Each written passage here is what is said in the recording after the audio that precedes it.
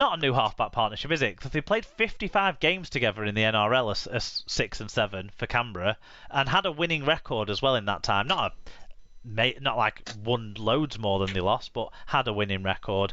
And James Bentley from St Helens, obviously, unless if he's found his head again, then he's a great signing for them. Yeah. So in terms of the player mix, what they've brought in is better than what has gone out the door.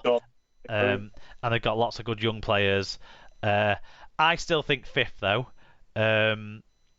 just because I don't necessarily see that they've done too much to be better than the teams that were in front of them last year. But I wouldn't be surprised if they finished as high as third. I wouldn't be surprised if they finished as low as sixth. But this is a playoff team for me. What about you, Alan? Yeah, I agree. I've got them fourth. I would say for Situa, when he's fit, when I've seen him play for the Warriors, he is a fantastic finisher. I haven't seen much of him in the last couple of years, and it doesn't sound like he's been playing very well. No, but 2018 he did score 23 and 23 in the NRL, I think. Yeah. I mean, when he's fit and when he's firing, Situa is a great finisher. I agree. It feels like they've kind of signed slightly better players in gaps that they've lost. So yeah, I see them being marginally better than last year. So I've got them fourth rather than fifth. What about you, Dave? I've also gone for fourth. I do think they signed some quality. I mean, Bentley was injured for most last year, and when he wasn't injured, he was mad. But he is a very, very talented player. I was gutted that we lost him to Leeds. I really like Aidan Caesar. I think he's a terrific half. I don't think they've lost much in the way of quality with the guys that have gone out through the door, including the guy that signed for us, Hurrell. I don't think the coach is brilliant. So I do think they're a solid playoff side. I can see them anywhere between fourth, fifth, or sixth. I've gone for fourth. But I don't think they are good enough to win the big prizes. And I'm not a fan of Blake Austin as a halfback, I'm afraid. Fair enough. Sarah's gone fourth as well, guys. So I don't want to put words in her mouth, but I reckon she sees Aidan Caesar as an upgrade on Luke Gale, and that might be why she sees him one place higher than last year. Okay, I'm sure she'll get a kick out of that when she listens to it. Fourth place, Wigan, who were fourth in Super League last year, Cup quarter finalists, but that didn't mean very much. Wigan fans in general, like a lot of the fan bases to be fair, are slightly more optimistic than the total SLP predictions. So total predictions has Wigan in fourth. Wigan fans average it in third rather than fourth. It's not much difference there. Only one Wigan fan hasn't finished in top of the table though. None of them winning a treble, which is completely sensible. Although more than half of Wigan fans that made some picks for us do think there'll be some sort of silverware, mostly the cup, where it's possibly slightly easier to win in a way, less games and all that.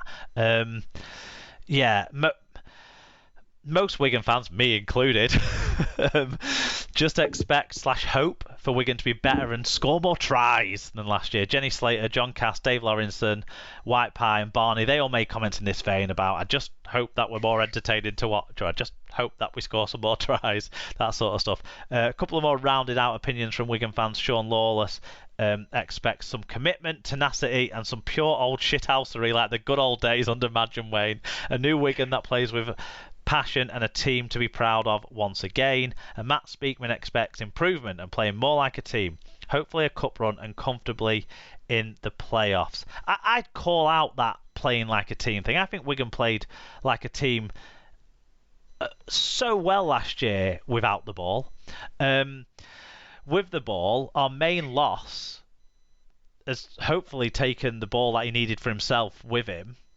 Because as awesome and exceptional a player as Jackson Hastings was, there was times last year in a broken attack where he only knew one thing to do, which was try and do everything himself, and that's not how you win in Super League at the top level. And I'm sure he knows that. I know he knows that, but it was a shitty attacking situation for Wigan last year. But overall, even though Hastings and Gildart have gone to the NRL, I think Wigan overall have slightly upgraded, mainly because I think Cade Ellis and Patrick Margot, and particularly Mago, he's looked. I've said it two different ways because I don't know how to say it. He's looked really good in preseason, shmee-season, whatever. He's looked really good. Makes me confident that our pack is a lot better this year, and I do think Cade Cust will be really good. Everyone I've spoke to down under, 4 or 5 guys have said when they've seen him play, either in the reserve grade or in the spells that he's had mostly as interchange hooker for the Sea Eagles, he's looked good. Coming through the youth systems there, he was destined to be a star. This is his finishing school now. Wigan make NRL players. He's the next one for us to make over the next 2 years. But they're going to be 2 trophy-free years. Wigan are going to finish 4th. They're going to be better than last year, but it's going to be year 2 of a 3-year trophy-free cycle.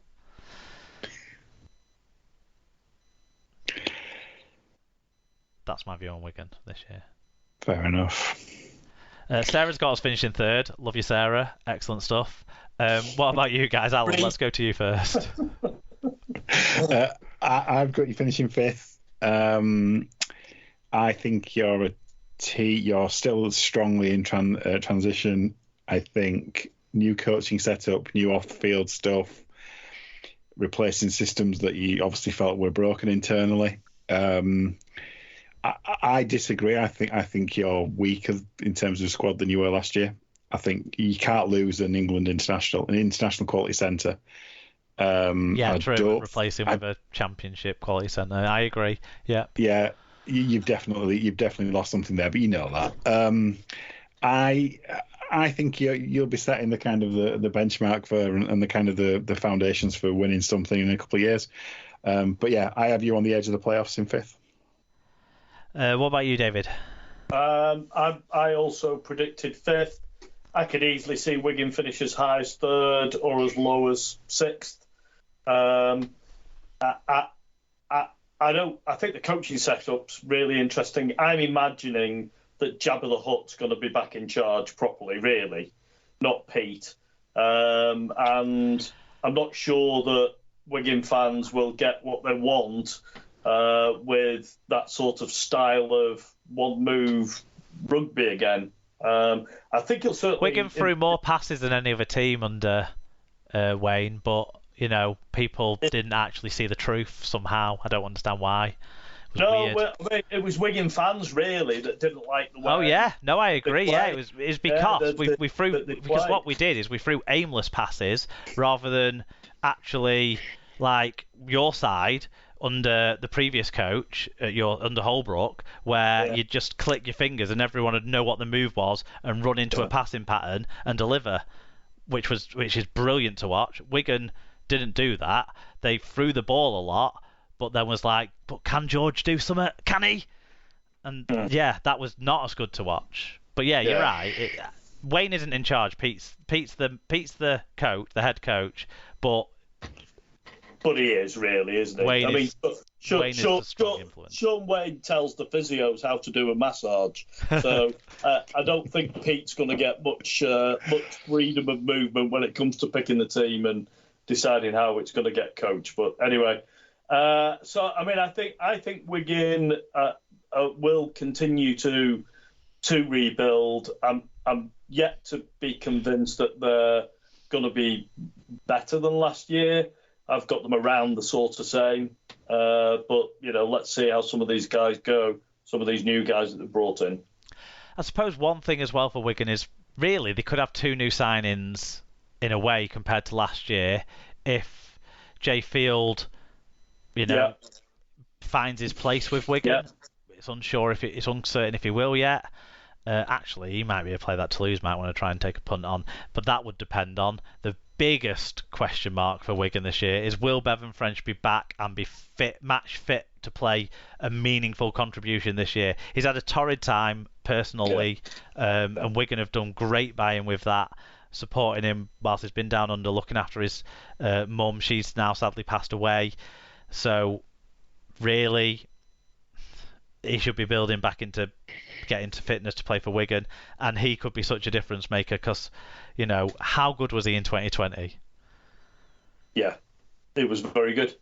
So that's one thing. But you're right. Yeah, it could be third, it could be sixth. But definitely the playoffs and being competitive, I think. So looking forward to the derby, Mark. Yeah, certainly. Yeah, packed out Easter will be fantastic. Yeah. Third place is last year's third place, which is Warrington. They were the Cup semi-finalists as well. Big change at Warrington too. But it's made the Warrington fans confident, guys. Every one of the Warrington fans who gave a prediction, which wasn't super many, I think it was single figures, if I'm honest. But every one of them picked Wyre to win the grand final. 2/3 of them picked Wyre for the cup, and half of them picked them to finish first in the league. So loads of them think they're going to win everything. Lee Whitnell says, an expensively assembled team with a proper coach. It's got to be our year, hasn't it? David Hunter says it will be our year. Neil Ormston expects domination, flair, excitement, and finally ending the way. Same as every other season, really, he says. And EFC78JU, one of our old favourites from last year, expects Warrington to stop St Helens winning 4 in a row. David, do you expect Warrington to stop St Helens winning 4 in a row? Well, obviously I don't, otherwise I wouldn't have predicted Saints to win the grand final. I predicted third again for Warrington. They have signed some good players. They've lost some good players.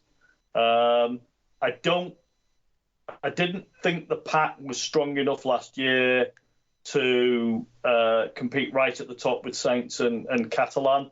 I still don't think that the pack's good enough to compete with Saints and Catalan.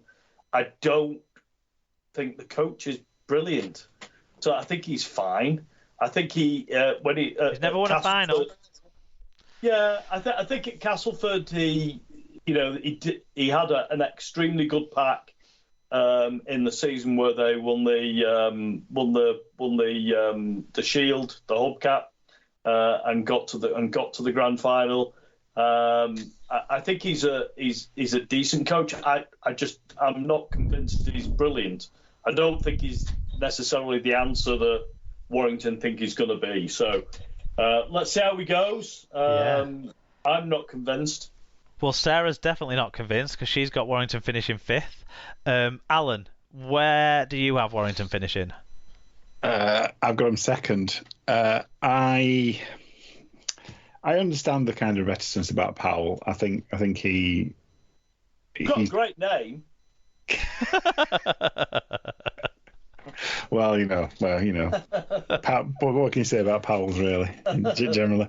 But yeah, I mean, generally speaking, they don't know the offside rule, and they're not afraid to say it in press conferences. Anyway, go on. But yeah, no. In general, much of a muchness for Warrington. The players they've signed, the players that Powell knows, I'm not particularly excited about any of them. I think they're okay players, but I think they're middle ranking players. They're not top of the table players as far as I'm concerned. But they do have, they do still have a lot of the building blocks that they had last year and have had for several years. That make them a very decent team, and they will win quite a few games. So that's why I've got them second. Yeah, I don't think necessarily they needed to do too much in terms of recruitment. A little bit of a refresh in the pack, and I think Matauti will be good for them. Holmes, I said at the time I didn't understand why they've signed him, but it gives them, it means they've got really good depth in that back row. And I don't think any of the guys that they've lost, Hill, mainstay leadership, all of that, that's a loss in a way. But, last year was a halt to the gradual decline of his career, but I don't think anything they've lost is that heartbreaking for them. George Williams is a gain, isn't he? Even though he came in last year. Definitely. And George Williams, popular pick for Man of Steel. Powell's a great regular season coach. I've got them finishing top, but I don't think they'll make the grand final. That's a big call. Yeah. I think, because last year's playoffs they absolutely shat themselves.